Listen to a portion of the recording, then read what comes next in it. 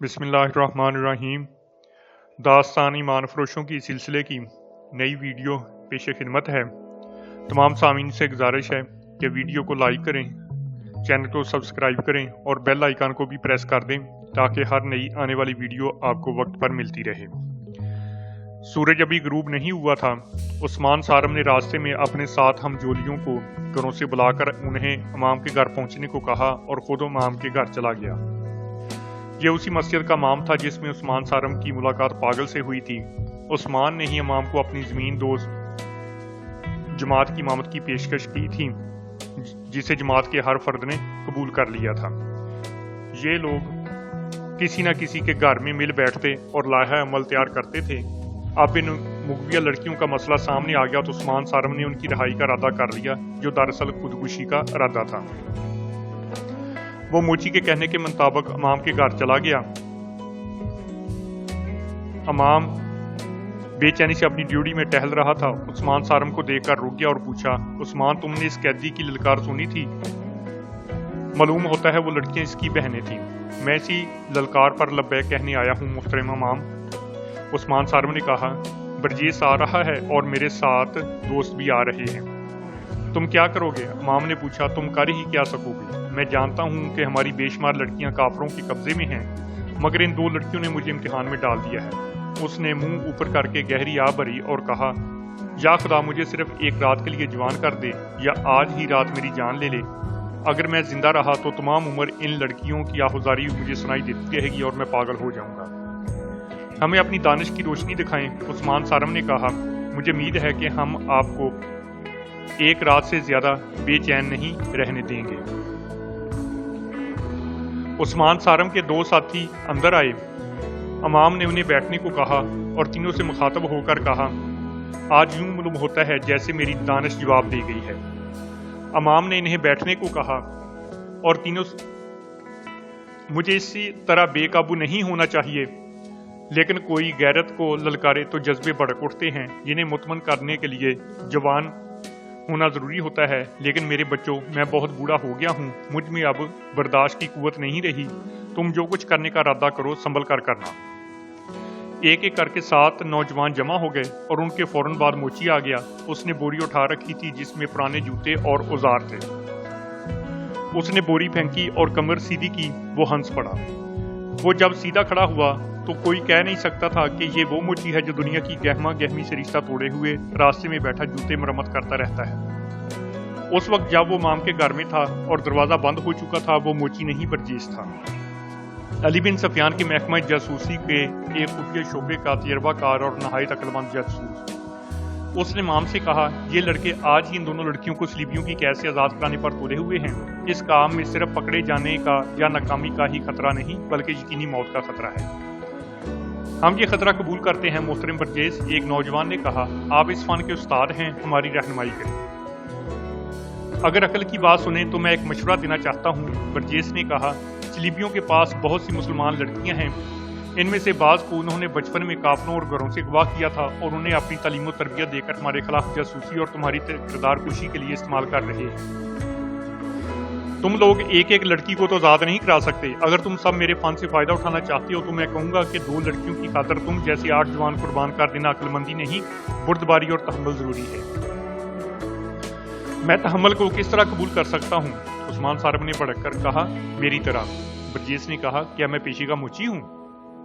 मैं जब मिस्र में होता हूँ तो मेरी सवारी के लिए अरबी घोड़ा तैयार रहता है और मेरे घर में 2 मुलाजिम हैं, मगर यहाँ 3 महीनों से रास्ते में बैठा लोगों के गलीज जूते मरम्मत करता रहता हूँ। मैं तुम्हें 2 लड़कियों की आज़ादी के लिए पूरे कुर्क और इससे आगे के बहुत वसीय इलाके को आज़ाद कराने के लिए जिंदा रखना चाहता हूँ। बर्दाश्त करो, इंतजार करो। उस्मान सारम और इसके सातों दोस्त बर्दाश्त की हदों से निकल चुके थे। उनकी बातों से पता चलता था कि उनमें इंतजार की भी हिम्मत नहीं रही। वो किसी की रहनुमाई के बगैर ही उस जगह पर हमला करने को तैयार थे जहां तवक्को थी कि लड़कियां होंगी। उन्होंने इमाम की बातें भी सुनने से इनकार कर दिया। आखिर बरजेस ने उन्हें बताया कि इसके 2 जासूस उस जगह मामूली मुलाजिम हैं जहां सलीबी हुक्मरान रात को इकट्ठे होते और शराब पीते हैं। ये दोनों जासूस ईसाइयों के बेस में शुभ की फतह के बाद वहां से भाग आने वाले ईसाइयों के साथ आए थे। उन्हें यहाँ नौकरी मिल गई थी और वो कामयाब जासूसी कर रहे थे। तुम सब ने वो इमारत देखी है जहाँ वो सलीबी हुक्मरान जो हमारी फौज के खिलाफ लड़ने के लिए बरतानिया, इटली, फ्रांस और जर्मनी वगैरह से आए हुए हैं रहते हैं। इस इमारत में एक बड़ा कमरा है जहाँ वो शाम के बाद इकट्ठे होते, शराब पीते और नाचते हैं। उनकी तफरीह के लिए लड़कियां मौजूद होती हैं। वो आधी रात तक वहाँ ऊधम मचाते रहते हैं। तुमने देखा है कि वो जगह जरा बुलंदी पर है जहाँ से पूरा शहर नजर आता है। वहाँ फौज का पहरा भी होता है। इस इमारत तक पहुँचना मुमकिन नहीं। कोई आम आदमी बल्कि कोई खास शहरी भी इस इमारत के करीब नहीं जा सकता। मैं ये मालूम कर सकता हूँ कि ये दो लड़कियां कहाँ होंगी, मगर उन तक रसाई का तरीका सिर्फ ये है कि हमारी फौज बाहर से अभी हमला कर दे। इस सूरत में तमाम हुक्मरान और फौजी हुकाम इस इमारत से चले जाएंगे और हमला रोकने में लग जाएंगे। मगर आज रात हमला नहीं हो सकता। ये भी नहीं कहा जा सकता कि सलाहुद्दीन यूबी कब हमला करेंगे। जरूरत हमले की है, इमाम ने बरजेस से वजाहत चाही। दूसरे लफ्जों में जरूरत ये है कि इस इमारत में जो लोग हैं वो वहां से चले जाएं और लड़कियां वहीं रह जाएं। इस सूरत में आप ये कहना चाहते हैं कि हमारे ये बच्चे इस इमारत में दाखिल होकर लड़कियों को उठा लाएं? जी हाँ, बरजेस ने अपने तजर्बे की बिना पर खुद इत्मीनान से कहा। अगर शहर के अंदर कोई बड़ा ही शदीद और खतरनाक किस्म का हंगामा हो जाए, कहीं आग लग जाए और आग जंगी साजो सामान को लगे, तो शायद हुक्मरान और दीगर लोग वहां से निकलकर मौके वारदात पर चले जाएंगे। बरजेस गहरी सोच में खो गया। उसने उस्मान सारम और उसके साथियों को बारी बारी देखा और कुछ देर बाद कहा, मेरे मुजाहिदों, अगर एक जगह आग लगा सकते हो तो लड़कियों की रिहाई की सूरत पैदा हो सकती है। जल्दी बताओ मोहतरम। उस्मान सारम ने बेसब्र होकर पूछा, कहाँ आग लगानी है? कहो तो सारे शहर को आग लगा दें। तुम सब ने वो जगह देखी है जहाँ सलीबियों की फौज के घोड़े बंधे रहते हैं? बरजेस ने कहा, वहां इस वक्त कमोबेश 600 घोड़े एक जगह बंधे हुए हैं, बाकी मुख्तलिफ जगहों पर हैं। उनके करीब इतनी ही तादाद ऊंटों की बंधी हुई है। उनसे जरा ही परे घोड़ों के खुश्क घास के फाड़ खड़े हैं। इससे थोड़ा हटकर फौज के खैमों के ढेर पड़े हैं। वहां घोड़ा गाड़ियां भी खड़ी हैं और ऐसा सामान बेशुमार पड़ा है जिसे फौरन आग लग सकती है, मगर इसके इर्द गिर्द संतरी घूम फिर रहे होते हैं। वहां से रात के वक्त किसी को गुजरने की इजाजत नहीं। अगर तुम इस घास और खैमों के अंबारों को आग लगा सको तो मैं यकीन से कहता हूँ कि सलीबी हुक्मरान सारी दुनिया को भूल कर वहां पहुंच जाएंगे। घास, कपड़े और लकड़ी के शोने आसमान तक जाएंगे। सारे शहर पर खौफ तारी हो जाएगा। आग लगाने के साथ ही अगर तुम ज्यादा से ज्यादा घोड़ों को खोल दो तो वो डर कर ऐसा भागेंगे कि लोगों को कुचलते फिरेंगे। मगर सोचना ये है कि आग कौन लगाएगा, घोड़े कौन खोलेगा और आग लगाने के लिए वहां पहुंचा किस तरह जाएगा?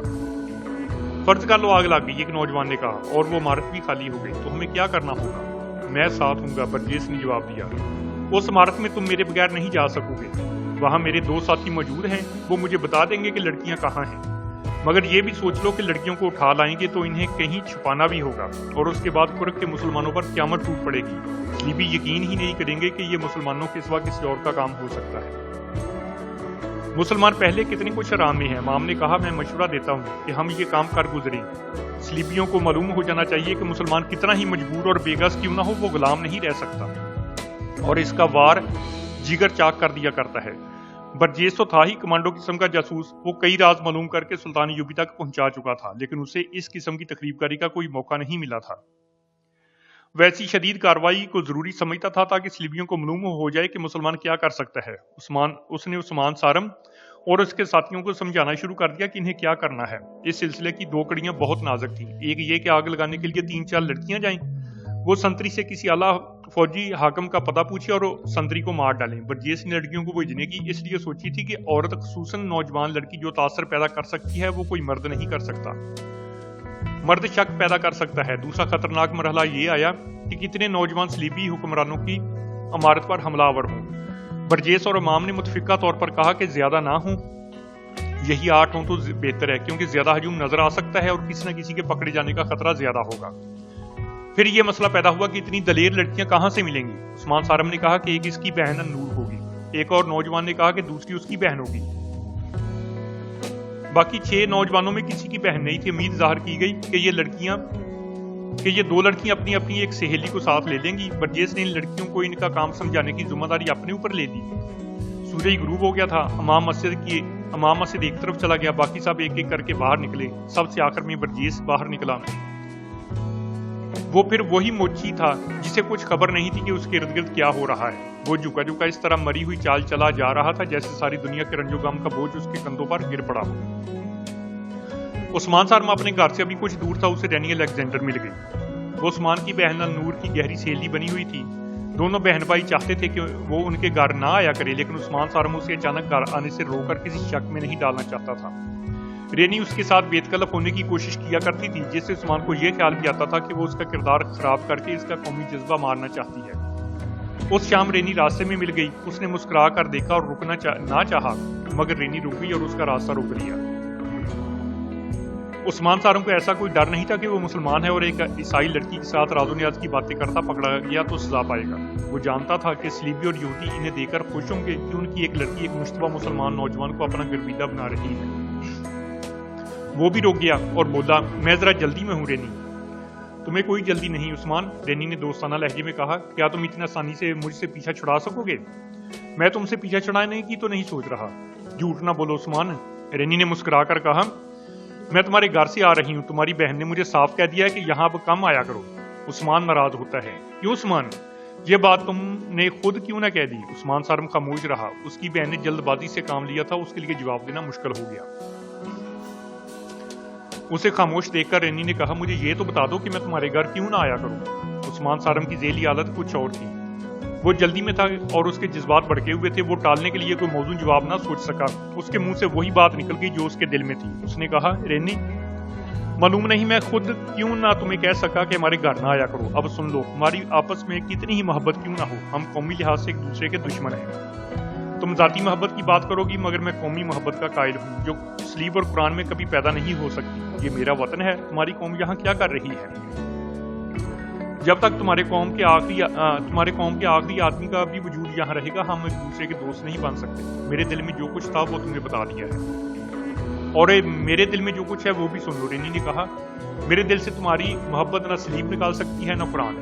میں جب تک تمہیں دیکھ نہ لوں مجھے چین نہیں آتا۔ تمہیں مسکراتا دیکھتی ہوں تو میری روح بھی مسکرا اٹھتی ہے۔ سن لو عثمان، اگر تم نے مجھے اپنے گھر آنے سے روکا تو ہم دونوں کے لیے اچھا نہیں ہوگا۔ تم مجھے دھمکی دے سکتی ہو، تم حکمران قوم کی لڑکی ہو نا۔ عثمان سارم نے تحمل سے کہا، اگر میرے دل میں حکمرانی کا نشہ ہوتا تو تم یہاں نہ کھڑے ہوتے، قید خانے میں گل ساڑ رہے ہوتے۔ رینی نے کہا، کیا تم یہ سمجھے بیٹھے ہو کہ مجھے تمہارے مطابق کچھ معلوم ہی نہیں؟ کہو تو تمہاری زمین دوز کارروائیوں کی تفصیل سنا دوں، کہو تو تمہارے گھر سے وہ سارے خنجر، تیر و کمان اور آتش کی مادہ برآمد کرا دوں جو تم نے اپنے گھر میں میری قوم اور میری حکومت کے خلاف استعمال کرنے کے لیے چھپا رکھا ہے، اور جو تمہیں گھر میں رکھنے کی اجازت نہیں۔ انور کو تم تیگ زنی سکھا رہے ہو، اور تمہارے ساتھ جو دوست ہمارے خلاف کام کر رہے ہیں ان میں سے کئی ایک کو جانتی ہوں، لیکن عثمان تم نہیں جانتے کہ تمہارے اور قید خانے کے درمیان میرا وجود حائل ہے۔ تم جانتے ہو میرا باپ کون ہے اور وہ کیا نہیں جانتا اور کیا نہیں کر سکتا۔ وہ 5 مرتبہ گھر میں بتا چکا ہے کہ عثمان کی گرفتاری ضروری ہو گئی ہے۔ میں نے 5 مرتبہ باپ سے منت کر کے کہا ہے کہ عثمان کی بہن میری بڑی پیاری سہیلی ہے اور اس کا باپ ایک تانگ سے معذور ہے۔ 2-3 بار میرے باپ نے مجھے ڈانٹ کر کہا ہے کہ میں تم لوگوں کے ساتھ تعلق توڑ دوں۔ مجھے یہ بھی کہا گیا کہ مسلمان اس قابل نہیں کہ ان کے ساتھ اتنی زیادہ محبت اور مربت کی جائے، لیکن میں ماں باپ کی اکیلی اولاد ہوں، وہ مجھے ناراض بھی نہیں کرنا چاہتے۔ سورج غروب ہو گیا تھا، شام تاریک ہونے لگی تھی۔ عثمان سارم خاموش رہا، اس کا ذہن کسی اور طرف تھا۔ وہ کچھ جواب دیے بغیر چل پڑا۔ ابھی 2 ہی قدم اٹھائے تھے کہ رینی نے آگے ہو کر اسے اس طرح روک لیا کہ اس کا سینہ عثمان کے سینے سے لگ گیا۔ رینی نے دونوں ہاتھ اس کے کولوں پر رکھ دیے۔ اس کے جسم سے عثمان کو ایسی عطر کی بو آئی جو مسلمان گھرانوں میں نہیں ہوتی تھی۔ لڑکی اس کے قریب ہو گئی، اتنی قریب کہ اس کی سانسیں ٹکرانے لگی۔ رینی کے ملائم ریشم جیسے بال جب عثمان سارم کے گالوں سے لگے تو وہ یوں تڑپ اٹھا جیسے پھندے سے آزاد ہونے کی کوشش کی ہو۔ رینی نے اسے چھوڑ دیا۔ مجھے آزاد کر دو رینی، عثمان سارم نے اکھڑے ہوئے لہجے میں کہا۔ مجھے پتھر بن جانے دو، میرا راستہ کوئی اور ہے، ہم اکٹھے نہیں چل سکیں گے۔ محبت قربانی مانگتی ہے، رینی نے نشینی آواز میں کہا۔ کہو کیا قربانی مانگتے ہو؟ میں وعدہ کرتی ہوں کہ تم جو جی میں آئے کرو، میں تمہیں قید نہیں ہونے دوں، اور میں تم سے وعدہ کرتا ہوں، عثمان سارم نے تنزیہ کہا، کہ میں تمہیں بتاؤں گا ہی نہیں کہ میرے جی میں کیا آئی ہے اور میں کیا کرنے والا ہوں۔ میں تمہارے اس حسین جسم اور ریشمی بالوں کے جادو میں نہیں آؤں گا، تو پھر مجھے ثابت کرنا پڑے گا کہ میں تمہارے لیے قربانی کر سکتی ہوں۔ رینی نے کہا، جاؤ عثمان، تم جلدی میں ہو، لیکن میں تمہارے گھر آنے سے باز نہیں آؤں گا۔ عثمان سارم دوڑ پڑا، رینی اسے دیکھتی رہی اور آ بھر کر چلی گئی۔ عثمان سارم گھر میں داخل ہوا تو برجیس وہاں پہنچ چکا تھا۔ عثمان سارم اندر چلا گیا۔ وہ اپنے باپ، ماں اور انور کو تفصیل سے بتایا کہ صلیبیوں نے مسلمانوں کا ایک قافلہ لوٹا ہے اور 2 لڑکیوں کو بھی ساتھ لے آئے ہیں۔ اس نے تمام تر واقعہ سنا کر کہا کہ وہ اپنے ساتھیوں کے ساتھ ان لڑکیوں کو آزاد کرانے جا رہا ہے اور اس مہم میں النور کی بھی ضرورت ہے۔ عثمان سارم کے باپ کی ٹانگ صلیبیوں کے خلاف لڑتے ہوئے جوانی میں کٹ گئی تھی اور وہ باقی عمر اس افسوس میں کاٹ رہا تھا کہ وہ جہاد کے قابل نہیں رہا۔ اس نے عثمان سے کہا، بیٹا تم نے اگر اتنے خطرناک کام کا ارادہ کر لیا ہے تو مجھے یہ سننا نہ پڑے کہ تم نے اپنے ساتھیوں کے ساتھ غداری کی ہے۔ اس کام میں پکڑے جانے کا امکان زیادہ ہے۔ اگر تم پکڑے گئے اور تمہارے ساتھی نکل آئے تو جان دے دینا، اپنے ساتھیوں کے نام پتے نہ بتانا۔ میں تمہیں صلاح الدین ایوبی کی فوج کے لیے جوان کر رہا تھا، لیکن تمہاری بہن کی شادی کر کے تمہیں رخصت کرنے کی سوچی تھی۔ جاؤ اور میری روح کو مطمئن کر دو۔ ایک بار پھر سن لو، میں کسی سے یہ نہیں کھلوانا چاہتا کہ تمہاری رگوں میں سارم کا خون نہیں تھا۔ باپ نے بیٹی کو بھی اجازت دے دی۔ عثمان سارم نے اسے بتایا کہ برجیس ڈیوڑی میں بیٹھا ہے اور وہ اس مہم کی کمان اور رہنمائی کرے گا۔ باپ ڈیوڑی میں برجیس کے پاس چلا گیا۔ عثمان نے انور سے کہا کہ وہ فوراً اپنی ایک یا دو ایسی سہیلیوں کو بلا لائے جو اس کام میں شامل ہونے کی جرت رکھتی ہیں۔ انور اسی وقت باہر نکل گئی اور ذرا سی دیر میں 2 سہیلیوں کو بلا لائی۔ اتنے میں عثمان سارم کا ایک ساتھی اپنی بہن کے ساتھ آ گیا۔ ایک ایک کر کے 7 جوان آ گئے۔ برجیس نے لڑکیوں کو بتایا کہ وہ کس راستے کہاں جائیں گی۔ راستے میں انہیں ایک سنتری روکے گا۔ لڑکیاں اس سے پوچھیں گی کہ اوپر کو کون سا راستہ جاتا ہے۔ وہ کہیں گی کہ شاہ رینالڈ نے انہیں بلایا ہے، لیکن وہ غلط راستے پر آ گئی ہے۔ ان میں سے ایک لڑکی نوکرانیوں کے بیس میں ہوگی جس کے سر پر سامان ہوگا۔ سنتری کو ختم کرنا ہوگا، پھر آگ لگانی ہوگی۔ آگ لگانے والا سامان نوکرانی کے سر پر ہوگا۔ گھوڑے اس طرح بندھے ہوں گے کہ لمبے لمبے رسوں کے سرے زمین میں دبائے ہوئے ہوں گے اور گھوڑوں کی پچھلی ایک ایک ٹانگ سے زنجیر یا رسی بندھی ہوگی جو رسوں سے گزاری ہوئی ہوگی۔ ان لمبے رسوں کو خنجروں سے کاٹ دینا ہوگا اور چند ایک گھوڑوں کو خنجر بھی مارنے ہوں گے تاکہ وہ منہ زور ہو کر بھاگ اٹھیں۔ برجیس نے لڑکیوں کو فوراً لباس اور حلیہ درست کرنے کو کہا اور ایک کو نوکرانی بنا دیا۔ اس کے منہ اور ہاتھوں پر مٹی اور سیاہی سی مل دی۔ پھر وہ عثمان سارم اور اس کے ساتھیوں کو ہدایات دینے لگا۔ وہ خود ان کے ساتھ جا رہا تھا۔ عثمان سارم کے باپ نے بھی انہیں کچھ مشورے دیے۔ پھر سب کو خنجر دیے گئے۔ خاصا وقت گزر گیا تھا، لیکن برجیس کہہ رہا تھا کہ ابھی شہر جاگ رہا ہے۔ اس جگہ کی رونق اس وقت جاگتی ہے جب شہر سو جاتا تھا۔ تیاریوں میں وقت گزرتا رہا اور روانگی کا وقت ہو گیا۔ سب کو اکیلے اکیلے جانا اور ایک طے شدہ مقام پر ملنا تھا۔ لڑکیوں کا راستہ الگ تھا۔ انہیں اندازاً وقت بتا دیا گیا تھا جب انہیں آگ لگانی تھی۔ اس وقت برجیس کی جماعت کو حملے کے مقام پر ہونا چاہیے۔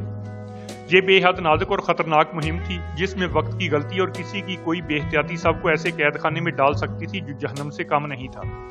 سب سے زیادہ خطرہ لڑکیوں کا تھا کیونکہ وہ لڑکیاں تھیں۔ تصور کیا جا سکتا تھا کہ ان کے پکڑے جانے کی صورت میں ان کا کیا حشر ہوگا۔ انور نے کہا کہ پکڑے جانے کا خطرہ ہوا تو لڑکیاں اپنے خنجروں سے خودکشی کر لیں گی، وہ کفار کے ہاتھ زندہ نہیں آئیں گی۔ شہر پر خاموشی طاری ہوتے ہوتے سارا شہر خاموش ہو گیا۔ کہیں کوئی روشنی نظر نہیں آتی تھی۔ صرف ایک جگہ تھی جہاں رات کے سکوت کا ذرا بھر اثر نہیں تھا۔ یہ وہ عمارت تھی جہاں صلیبیوں کی متحدہ کمان کا ہیڈ کوارٹر تھا۔ وہاں صلیبی حکمرانوں اور اعلیٰ کمانڈروں کی رہائش بھی تھی۔ یہ لوگ اس حال میں ایک ایک کر کے آ چکے تھے جہاں وہ ہر رات شراب نوشی اور رقص کی محفل جمایا کرتے تھے۔ اس رات ان کا موضوع 2 نئی مسلمان لڑکیاں اور مال و اسباب تھا جو قافلے سے لوٹا گیا تھا۔ کسی نے پوچھا کہ یہ لڑکیاں کسی اور کے کام بھی آ سکتی ہیں؟ اس کا جواب ایک فوجی کمانڈر نے یہ دیا کہ لڑکیاں بالغ ذہن کی ہیں، اس لیے انہیں جاسوسی وغیرہ کے لیے استعمال نہیں کیا جا سکتا۔ ایک کی عمر 16-17 سال ہے اور دوسری کی 22-23 سال۔ کچھ عرصہ تفریح کے لیے استعمال ہو سکتی ہیں۔ اس کے بعد انہیں اپنے 2 فوجی افسروں کے حوالے کر دینا۔ ایک اعلیٰ کمانڈر نے کہا وہ ان کے ساتھ شادی کر لیں گے۔ یہ لڑکیاں ان کے ہنسی مذاق اور غلیظ باتوں کا موضوع بنی رہی اور وہ مسلمانوں کے خلاف نفرت کا اظہار کرتے رہے۔ اس وقت لڑکیاں 2 الگ الگ کمروں میں تھیں۔ وہ رو رو کر بے حال ہو رہی تھیں۔ دونوں کے ساتھ ایک ایک خادمہ تھی۔ یہ دیڑھ عمر عورتیں بڑی خرانٹ اور اس فن کی ماہر تھیں۔ وہ لڑکیوں کو نہلا چکی تھیں اور انہیں رات کا لباس پہنا رہی تھیں۔ لڑکیوں نے کچھ بھی نہیں کھایا تھا۔ ان کے آگے ایسے ایسے کھانے رکھے گئے تھے جو انہوں نے کبھی خواب میں بھی نہیں دیکھے تھے، لیکن انہوں نے کسی چیز کو ہاتھ نہیں لگایا۔ دونوں کو ایک دوسرے کے متعلق معلوم نہیں تھا کہ کہاں ہے اور اس کے ساتھ کیا بیت رہی ہے۔ دونوں عورتیں انہیں بڑے ہی حسین سبز باغ دکھا رہی تھی۔ ایک کو بتایا جا رہا تھا کہ اسے فرانس کے بادشاہ نے پسند کیا ہے جو اسے زر و جواہرات سے لاد دے گا۔ دوسری کو جرمن کے بادشاہ کی ملکہ بننے کے خواب دکھائے جا رہے تھے۔ اس کے ساتھ ہی انہیں بڑے پیار سے دھمکیاں بھی دی جا رہی تھیں کہ انہوں نے اگر ان بادشاہوں کو ناراض کیا تو وہ انہیں فوجی سپاہیوں کے حوالے کر دیں گے۔ یہ لڑکیاں صحرائی دیہات کی رہنے والی تھیں، کوئی ایسی بزدل بھی نہیں لیکن بے باس ہو گئی تھی۔ اپنے تحفظ میں کچھ بھی کرنے کے قابل نہیں رہی تھی۔ ان کے ماں باپ اور بڑے بھائی نے ان کی عصمت کی خاطر صلیبی استبداد کے علاقے سے ہجرت کی تھی، مگر صلیبیوں کے پھندے میں آ گئے۔ लड़कियां पकड़ी गईं, माँ बाप मारे गए और भाई कैद हो गया। खुदा के सिवा उनकी मदद करने वाला कोई ना था। वो कैद से निकल भागने के भी काबिल नहीं थी। वो रोती थी तो सिर्फ खुदा को याद करती और खुदा को ही मदद के लिए पुकारती थी। अपनी इज्जत के अलावा अपने भाई आफाक के लिए वो बहुत परेशान थी। उस वक्त आफाक बेगार कैंप में तड़प रहा था। वो जख्मी था और उसे पीटा भी बहुत गया था। पहले के कैदी शाम के वक्त रोजमर्रा की मुशक्कत से आए थे। उन्होंने इन नए कैदियों को देखा, उनकी विपता सुनी। उनमें सिर्फ आफाक जख्मी था, किसी ने उसकी मरहम पट्टी नहीं की थी। 3-4 कैदियों ने मरहम और कुछ देसी दवाइयां छुपा कर रखी हुई थी। रात को उन्होंने आफाक के जख्म साफ किए और मरहम भरकर ऊपर कपड़े बांध दिए। आफाक को अपने जख्मों का दर्द महसूस नहीं हो रहा था। उसका ध्यान अपनी बहनों की तरफ था। कैदियों से वो पूछता था कि उसकी बहनें कहाँ होंगी और वो कैद से किस तरह भाग सकता है। कैदियों ने साफ अल्फाज में बता दिया था कि उसकी बहनें कहाँ होंगी और उनके साथ क्या सलूक हो रहा होगा। उसे बताया गया कि इस कैद खाने की कोई दीवार नहीं और उन्हें बेड़ियां भी नहीं डाली गई। फिर भी वो यहाँ से भाग नहीं सकता क्योंकि संतरी घूम फिर रहे होंगे और अगर यहाँ से निकल भी जाए तो जाएगा कहाँ? कहीं ना कहीं पकड़ा जाएगा। इसकी सजा इतनी अजियतनाक मौत होगी जिसका वो तसव्वुर भी नहीं कर सकता। उसे बताया गया कि यहाँ कई साल से कैदी पड़े हैं जो कुर्क ही के रहने वाले हैं लेकिन भागने की जुर्रत नहीं करते। वो जानते हैं कि वो पकड़े न गए तो सलीबी उनके पूरे खानदान को कैद में डाल देंगे। इन तमाम मजबूरियों और खतरों के बावजूद आफाक फरार और बहनों को रहा कराने की सोच रहा था। उसका जिस्म चलने के भी काबिल नहीं था। कैदी दिन भर के थके मांदे बेहोशी की नींद सो गए और आफाक जाग रहा था। आज की वीडियो यहीं पर खत्म होती है। इंशाल्लाह जल्द ही दोबारा नई वीडियो के साथ हाजिर होंगे। अल्लाह हाफिज।